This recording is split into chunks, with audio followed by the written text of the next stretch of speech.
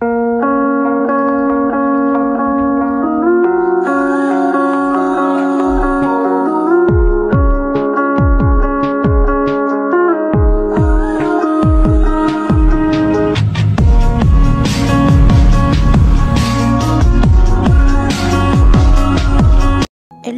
के एक बहुत खूबसूरत और प्यारे से महल में एक बहुत प्यारी और अक्लमंद शहजादी रहती थी। इस प्यारी सी शहजादी का नाम सराफीना था और सराफीना को बाकी आम शहजादियों की तरह सिर्फ घूमना फिरना ही पसंद नहीं था। इसके बरक्स वो अपने रूम में बैठकर बहुत सारी पुरानी मैजिकल और फैंटेसी बुक्स को पढ़ना और उनसे मालूमात हासिल करना पसंद करती थी। और इसी तरह सराफीना अपने दिन का ज़्यादातर हिस्सा अपने रूम में बैठकर उन पुरानी मैजिकल बुक्स को पढ़ के गुजारा करती थी। सराफीना इन बुक्स से बहुत सारी मालूमात इकट्ठी करके डिफरेंट चीज़ों को एक्सप्लोर करने में दिलचस्पी रखती थी और अपने इसी शौक़ की वजह से सराफीना ने अपने रूम के बिल्कुल साथ एक बहुत बड़ी और प्यारी सी लाइब्रेरी बनवाई थी।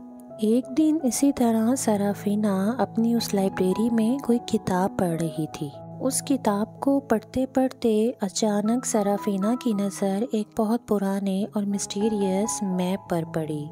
उसने जल्दी से उस मैप को खोला और उसको गौर से देखने लगी। सराफीना काफ़ी देर तक उस मैप को गौर से देखती रही और उसमें बताई हुई मालूमात को समझने की कोशिश करती रही।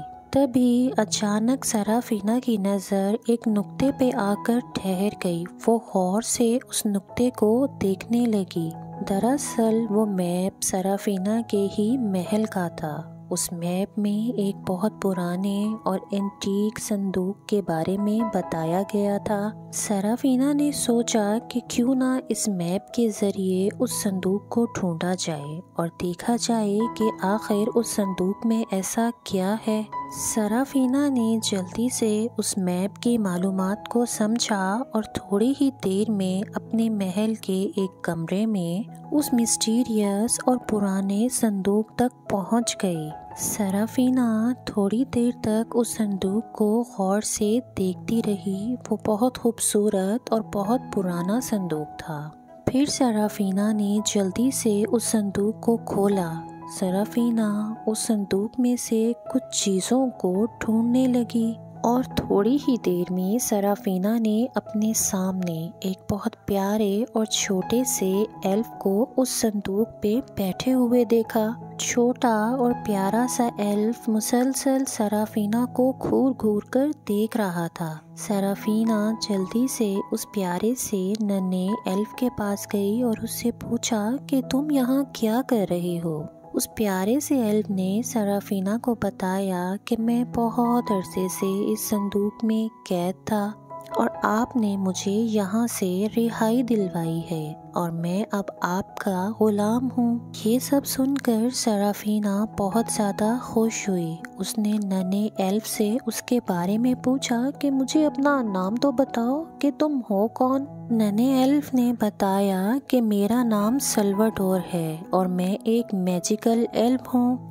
मैं आपकी कोई सी 3 विशेस पूरी कर सकता हूँ। आप जो चाहें विश मुझसे कर सकती हैं। बहुत ज़्यादा खुशी और बेताबी से सराफीना ने नन्हे एल्फ से कहा कि मुझे यहाँ पर कुछ मुश्किलात का सामना है और कुछ ऐसी विशेस हैं जो मैं चाहती हूँ कि तुम मेरी पूरी कर सको ताकि यहाँ पर रहने वाले लोग हमेशा उनसे फ़ायदा हासिल करते रहें। और इसके बाद जल्दी से सराफीना ने एल्फ से पहली विश की। सराफीना ने अपनी पहली विश के बारे में एल्फ को बताया और कहा कि मैं जानवरों को समझने और उनसे बातचीत करने की विश पूरी करना चाहती हूँ। और फिर एक ही लम्हे में सराफीना ने अपने आप को एक बहुत खूबसूरत से फॉरेस्ट में बहुत सारे प्यारे एनिमल्स के दरमियान में खड़ा पाया। सराफीना उन एनिमल्स से बातचीत कर सकती थी, उनकी बातों को सुन सकती थी और समझ सकती थी। वो तमाम एनिमल्स सराफीना से बात कर रहे थे और उसके साथ बहुत ज़्यादा खुश थे। इस तरह सराफीना ने अपना बहुत सारा टाइम उन जानवरों के साथ बातें करने में गुजारा और थोड़ी देर के बाद वहाँ से आगे चल पड़ी। थोड़ी ही दूर सराफीना को एक उदास और अकेली स्पैरो मिली। वो प्यारी सी स्पैरो अपनी फैमिली से बिछड़ गई थी। उसने सराफीना को अपनी आवाज़ में कुछ समझाने की कोशिश की। सराफीना ने उसकी बात को समझते हुए स्पैरो को उठाया और उसको उसकी फैमिली से मिलवा दिया। अब वो स्पैरो सराफीना का बहुत ज़्यादा शुक्रिया अदा कर रही थी क्योंकि सराफीना ने उसकी बात को समझते हुए उसको उसकी फैमिली से मिलवा दिया और उसके मसले को हल कर दिया था। और अब सराफीना उस स्पैरो को गुड बाय कहकर वहाँ से आगे चल पड़ी। थोड़ी ही दूर सराफीना को एक बहुत प्यारा लेकिन उदास और जख्मी यूनिकॉर्न मिला। वो यूनिकॉर्न एक कॉर्नर में उदास और जख्मी बैठा हुआ था। सराफीना जल्दी से उसके पास गई और उससे पूछा कि तुम्हें हुआ क्या है। यूनिकॉर्न ने सराफीना को अपनी इंजर्ड लेग के बारे में बताया तो सराफीना ने जल्दी से उसके पास बैठकर उसकी जख्मी टांग को पट्टी से बांध दिया और थोड़ी ही देर में वो यूनिकॉर्न पहले जैसा ठीक और खुश नजर आने लगा।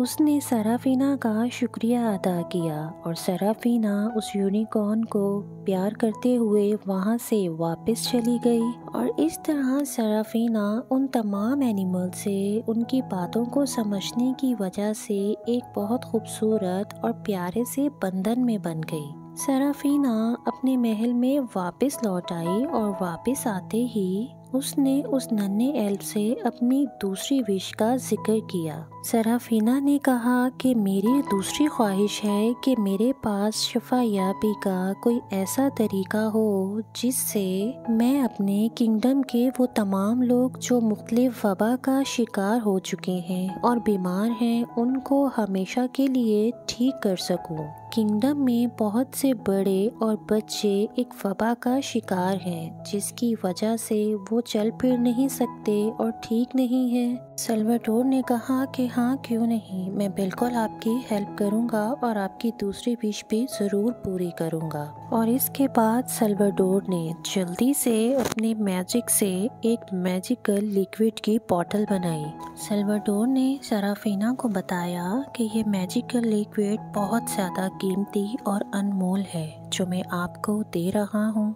आप इस लिक्विड को ले जाकर अपने किंगडम के तमाम बीमार बच्चे और बड़ों को दीजिए। आपके देखते ही देखते वो बिल्कुल सेहतयाब और पहले जैसे खुश हो जाएंगे। सराफीना ने जल्दी से उस मैजिकल लिक्विड की बोतल सल्वाडोर से ली और वो उसको देखकर बहुत ज़्यादा खुश और एक्साइटेड थी। और इसके बाद सराफीना ने वो मैजिकल लिक्विड ले जाकर उन किंगडम के तमाम बीमार लोगों को दिया। देखते ही देखते तमाम बीमार लोग फौरन से ठीक होने लगे और पहले जैसे खुश दिखाई देने लगे। और इस तरह एक बहुत ज़्यादा खुशगवार लम्हे के साथ तमाम बीमारों को ठीक करने का तोहफा सल्वाडोर ने सराफीना को दिया और उसकी दूसरी ख्वाहिश भी पूरी हो गई। और फिर जैसे ही शहजादी ने अपनी तीसरी और आखिरी ख्वाहिश पर गौर किया और वो सल्वाडोर से अपनी आखिरी ख्वाहिश का इजहार करने लगी तो उसे अपनी बहुत सारी रिस्पॉन्सिबिलिटीज़ और अपनी ड्यूटीज़ का ख्याल आने लगा। और इसके बाद सराफीना ने अपनी ज़ाती ख्वाहिश की बजाय एक बेलौस और बहुत ज़्यादा रिस्पॉन्सिबल शहजादी होने के तौर पर अपने किंगडम में हमेशा रहने वाली हुकूमत, खुशहाली और खुशी की ख्वाहिश की। सराफीना ने अपनी आखिरी विश में सल्वाडोर से मांगा कि उसकी किंगडम बहुत ज़्यादा खुश और हमेशा के लिए हेल्दी रहे। किंगडम में कभी भी कोई गरीब और उदास ना रहे और उसकी बादशाही में, उसकी हुकूमत में किंगडम के तमाम लोग इसी तरह परवान चढ़ते रहें। और इस तरह सराफीना के विश करते ही उसके देखते ही देखते किंगडम के तमाम लोग बहुत ज़्यादा खुश, पहले से कहीं ज़्यादा अमीर और अच्छे नज़र आने लगे। तमाम लोग जो पहले बहुत ज़्यादा उदास या किसी न किसी वजह से, किसी वबा की वजह से परेशान रहते थे, अब बहुत ज़्यादा खुश और हेल्दी दिखाई दे रहे थे। और इस तरह सराफीना की तीसरी ख्वाहिश भी पूरी हो गई। और इस तरह शहजादी सराफीना की कहानी उसके किंगडम में हमेशा के लिए एक खूबसूरत अफसाना बन गई। और इस तरह सराफीना अपने पूरे किंगडम में एक लाजवाब जादू और हमदर्द दिल रखने वाली शहजादी के तौर पर मशहूर हो गई।